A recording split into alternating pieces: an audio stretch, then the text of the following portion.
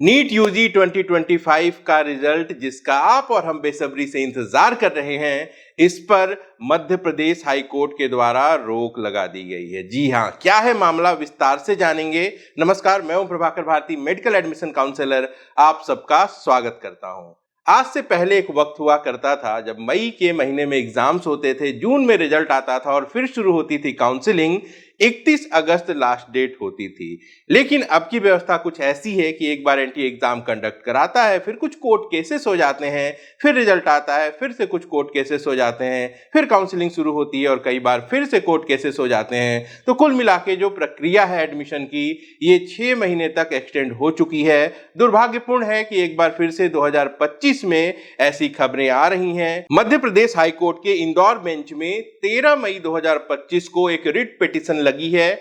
Number जान लीजिए, 17,344/2025, Lakshmi Das versus national testing agency. Actually हुआ ये कि इंदौर के लगभग 11 सेंटर्स पे नीट एग्जाम जब 4 मई को कंडक्ट हो रहा था तो बिजली चली गई और वहां पे सैकड़ों छात्रों की जो परीक्षा है वो खराब हो गई। इसी को लेके याचिका दायर की गई है और इस पर सुनवाई करते हुए 15 मई 2025 को Indore bench high court Madhya Pradesh ने यह फैसला सुनाया है कि जब तक इस मामले का वो निवारण नहीं कर लेते, जब तक कोई सॉल्यूशन नहीं निकल जाता, तब तक नीट का जो रिजल्ट है इस पे स्टे लग जाएगा। अगली तारीख क्या है सुनवाई की?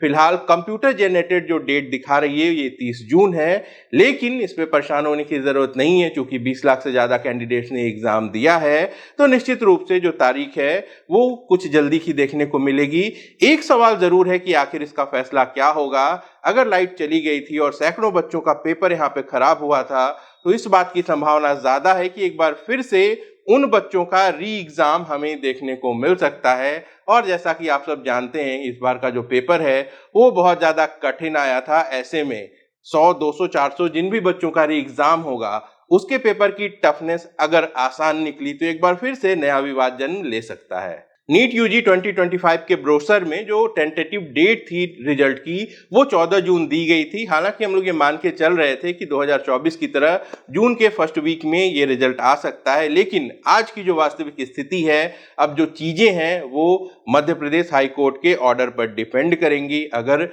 री एग्जाम ऑर्डर होता है तो वो एग्जाम कब होगा और उसके बाद भी कम से कम 1 हफ्ते का समय चाहिए होता है रिजल्ट के लिए। तो फिलहाल नीट का रिजल्ट कब आएगा ये कह पाना बहुत मुश्किल है और जब तक नीट का रिजल्ट नहीं आ जाता, आप अपनी रैंक नहीं जान सकते। तो जो मन में शंकाएं हैं, जो परेशानी है, वो जारी रहेगी। कुछ नहीं कर सकते, इंतजार करेंगे, न्याय की व्यवस्था पर भरोसा रखेंगे। उन छात्रों के साथ भी गलत हुआ है तो वो भी न्याय के हकदार हैं, लेकिन जो सिलसिला है काउंसलिंग में देरी का, वो लगता है 2025 में भी जारी रहेगा। अपना और अपनों का खूब ख्याल रखिएगा। मैं आपसे मिलता रहूंगा। नमस्कार, जय हिंद।